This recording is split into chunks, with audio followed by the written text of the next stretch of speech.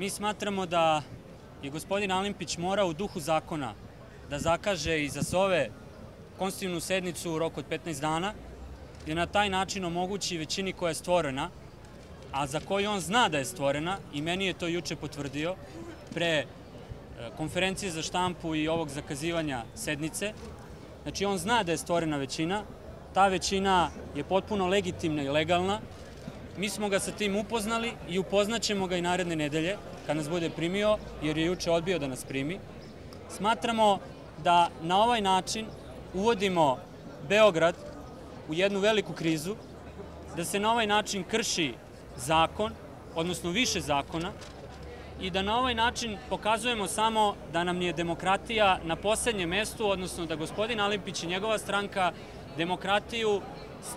prihvataju i razumeju samo onako kako njima odgovara. Ako postoji većina, onda ta većina mora da se poštuje jer je to volja građana. Usta su nam puna demokratije, usta su nam puna Evropske unije, a dajte mi jedan primer u jednom gradu u Evropi